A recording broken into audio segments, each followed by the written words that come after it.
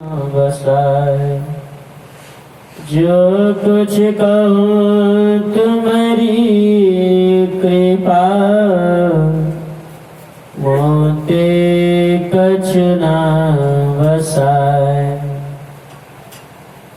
श्रद्धा और विश्वास के साथ जोरदार शब्दों में जय घोष करें। श्री सद्गुरु महाराज की जय। श्री सद्गुरु महाराज की जय। श्री सद्गुरु महाराज की जय। मंचासन पूज्य श्री शिवानंद बाबा की श्री चरणों में प्रणाम निवेदित। मंचासन पूज्य बाबागण, सत्संग प्रेमियों, धर्म प्रेमी सज्जनों, माताओं तथा भक्तिमती बहनों, आप सबों के श्री चरणों में इस दिन का सत सत बार नमन। इस यंत्र ध्वनि माध्यम के द्वारा यंत्र तत्व से श्रवण कर रहे समस्त ग्रामवासियों के श्री चरणों में इस दिन का सत सत बार नमन।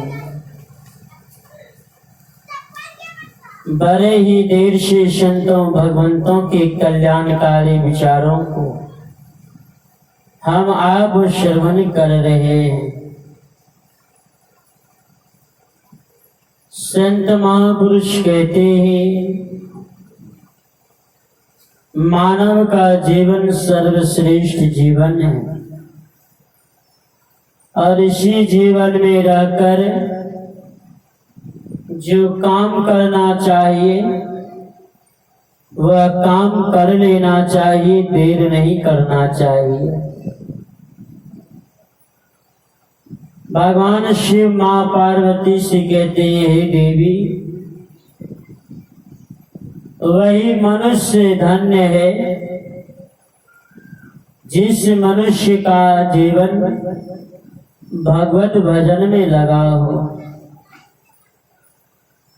इसी को संत कबीर साहब कहते हैं कि रे मूर्ख मनवा, एक दिन तो राम का स्मरण कर, जब तुझे आएगा काल खींच कर ले जाएगा तू बड़ा चिल्लाएगा। अगर इससे बचना चाहते हो तो एक काम कर, तो राम का भजन कर, सत्संग कर। इसी को ब्रह्मानंद जी महाराज कहते हैं, उद्धव मोही संत सदा अति प्यारे। कहते तो भगवान श्री कृष्ण है उद्धव से, लेकिन ब्रह्मानंद जी महाराज हम सबों को सुनाते हैं भगवान श्री कृष्ण और उद्धव का संवाद। उद्धव मोही संत सदा अति प्यारे, जाकी महिमा वेद उचारे।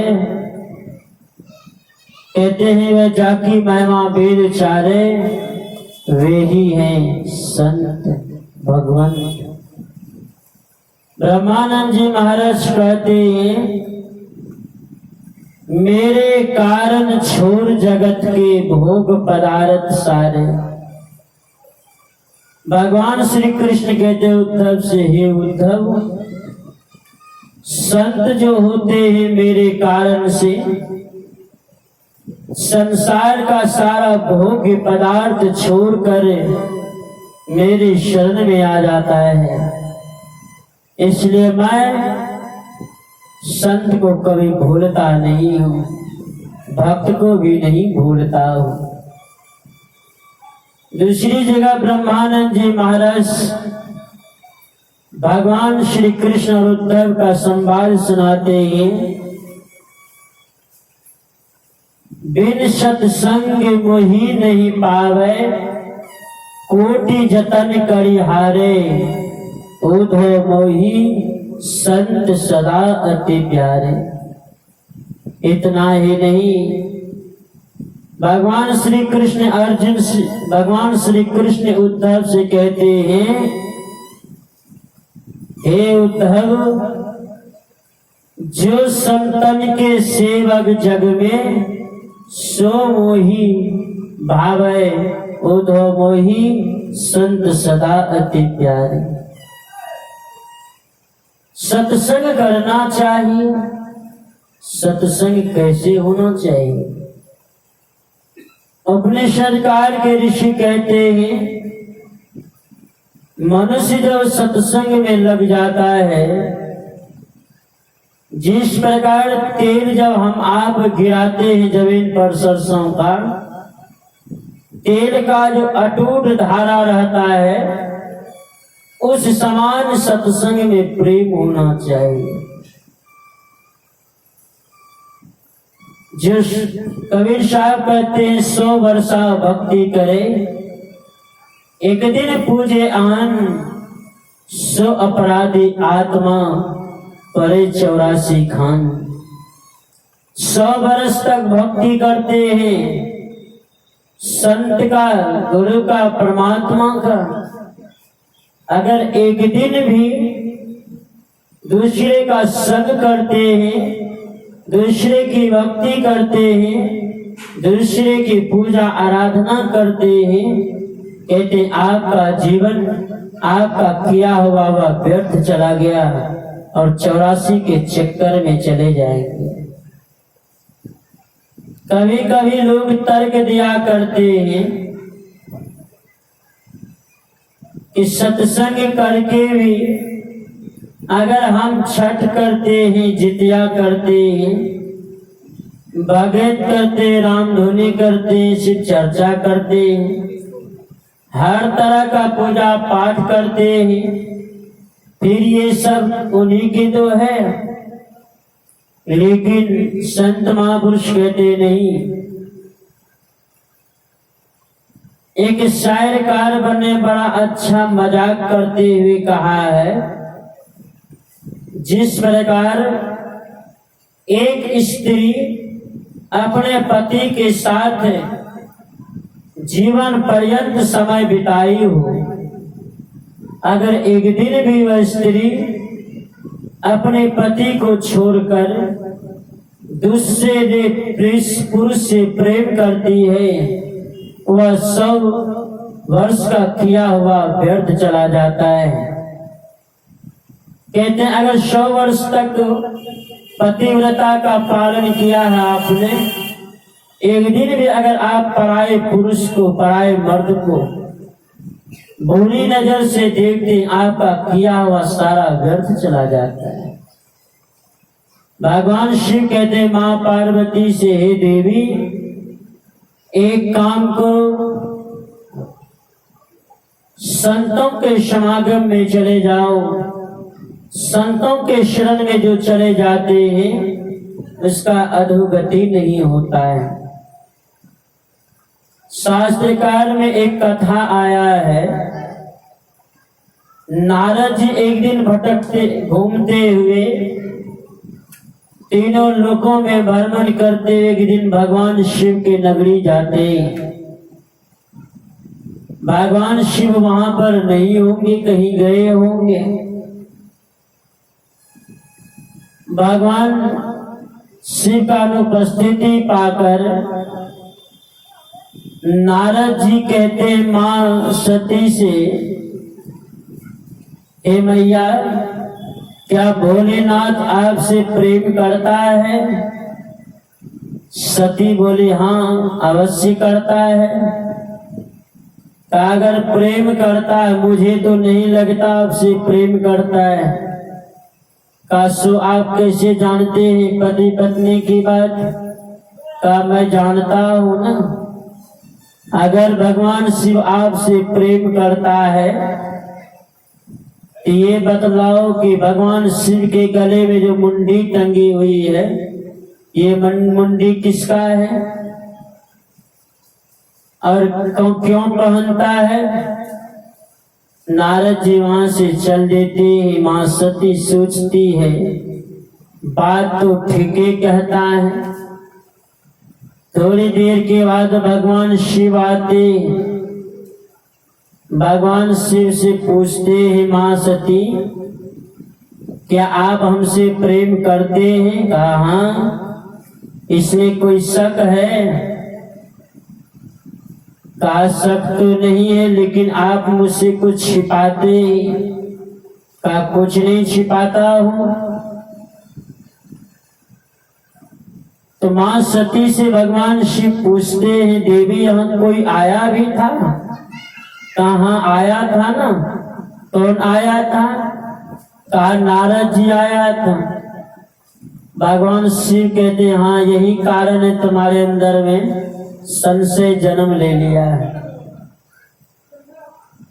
मां सती कहते हैं, आप जल्दी से बताइए आपके गले में किसका मुंडी है और आप मुंडमाला क्यों पहनते हैं? भगवान शिव कहते हैं, देवी यह बात बड़ा गोपनीय है, ये बात सबको सुनाने लायक नहीं है। एक काम करो, सुनसान जगह पर चलता हो। सुनसान जगह पर जाते हैं, बैठते हैं अर्धरात्रि में। भगवान शिव सुनाते हैं सती को, हे देवी ये जो मुंड माला देख रहे हैं, जितने बार तुम मरी हो उतनी बार मैं इस मुंडी को ला उठाकर रस्सी में पिरोकर गले में बांधकर पहन कर रहता हूँ। हे देवी तुमसे इतना मैं प्यार प्रेम करता हूँ, जिस प्रेम के प्रभाव से वशीभूत होकर मैं तुमको अलग नहीं कर सकता, इसीलिए मैं मुंड का माला पहनता हूँ। भगवान शिव कहते, हे देवी संसार में तुम जन्म मरण के चक्र में फंसे हुए हो और मैं अमर अविनाशी हूँ। मां सती कहती है, भगवान आप अमर कैसे हैं? तो भगवान शिव कहते हैं, देवी मैं उस सत्य को जानता हूँ जो सत्य कभी बदलता नहीं है, जिसका नाश नहीं होता, जिसका परिवर्तन नहीं होता, जो एक समान रहता है, जो सृष्टि के सर्वो सर्वाधार है, जो कि कण कण में विराजमान होकर अपनी सत्ता को ऊपर रखता है। हे देवी मैं उस आत्मा को जानकर, उस परमात्मा को जानकर मैं अमर हो गया हूँ। हे देवी यह आत्मा मरता नहीं, यह आत्मा शस्त्र से कटता नहीं, यह आत्मा अजर अमर है। हे देवी मरता शरीर है, इसलिए तुम बार बार मरते हो, जन्म लेते हो। हे देवी मैं उस अजन्मा पुरुष को जानता हूँ, इसीलिए मैं कभी मरता नहीं, मृत्यु के काल के दरवाजे से परे हूँ। भगवान शिव कहते हैं, देवी ऐसे ही पुरुष जो आत्मा के संबंध में जानता है, ऐसे ही पुरुष संसार में पूजने योग्य है। हे देवी जो अपने आप को जानते हुए परमात्मा में मिल जाता है, ऐसे पुरुष विद्वान पुरुष है। हे देवी जो अपने आप को छोड़कर दूसरे किसी पर विश्वास नहीं करता, संसार में एक सत्य के अलावा वे किसी के पीछे भ्रमण नहीं करता, हे देवी वास्तव में वही पुरुष महान है, वही पुरुष ज्ञानी है, वही पुरुष कुलवान है, वही पुरुष ज्ञाता है।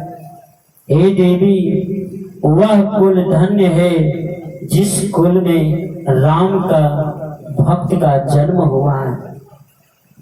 लक्ष्मीपति जी महाराज कहते हैं, जो राम का भजन नहीं करता ऐसे पुरुष को संसार में आने का कोई अधिकार नहीं। जो पुरुष जो भक्त राम का भक्त नहीं बनता, जो माँ राम के भक्त को जन्म नहीं दे सकती, ऐसी माँ बांझ रहती सो ठीक है, जो राम का भजन भक्त को जन्म नहीं दे सकती। हे देवी, संसार में जब तुम जन्म ही देना चाहती हो, राम का भक्त को जन्म दो। जो राम का भक्त को जन्म नहीं दे सकती, ऐसे स्त्री को बांझ रह जाती, जन्म नहीं देती, सो ठीक है। लक्ष्मीपति जी महाराज एक जगह कहते हैं, अगर तुमको राम का जन्म भक्त को जन्म नहीं दे सकती हो, तुम्हारा कर्तव्य है कि ऐसे संतान को गर्भ में ही मार डालो। गर्भ ही काहे न मरे, जो राम का भजन, राम का भक्त जन्म नहीं दे सकती है, राम का भजन नहीं कर सकता है।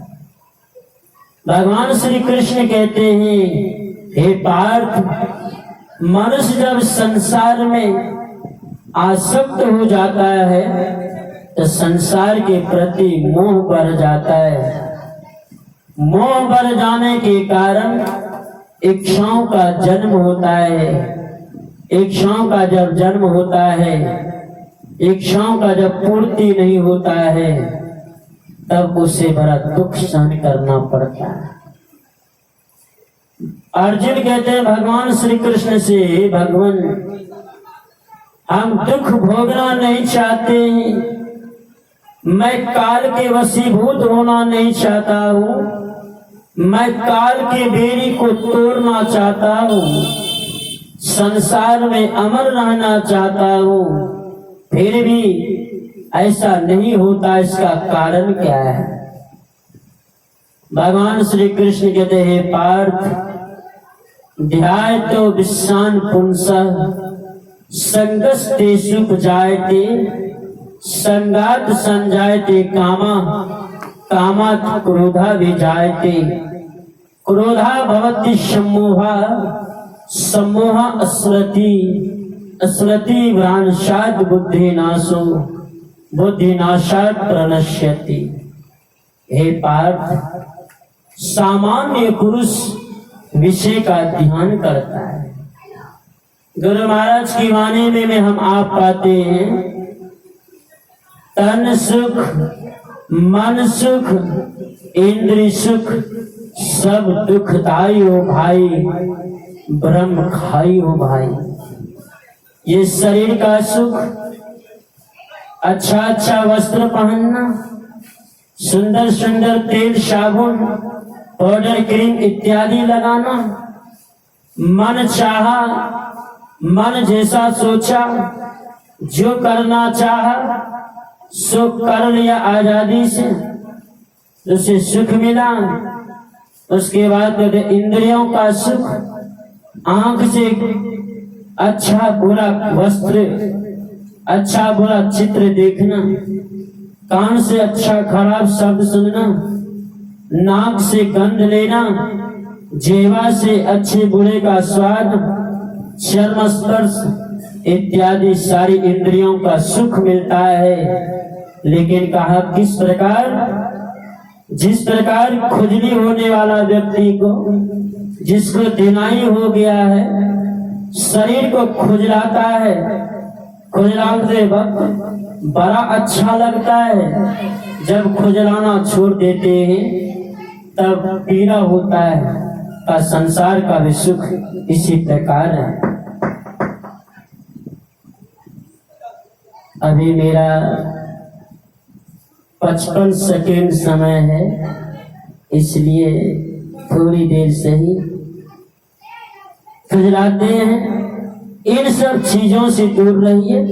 भगवान श्री कृष्ण कहते हैं, विषय का ध्यान करता है, विषय में आसक्त हो जाता है, इच्छाओं की पूर्ति की चाह करता है, चाह करने के कारण पूर्ति नहीं हो पाता है, क्रोध का जन्म होता है। क्रोध में जब क्रोध होता है, ज्ञान अज्ञान शांति अशांति सब जलकर खाक हो जाता है। इसलिए उसे जब शांति अशांति ज्ञान अज्ञान का पता ही नहीं रहता है तो वे पुरुष वाला शांति कैसे पा सकता है। तो वाणी को विराम है। गिरिपति पराशर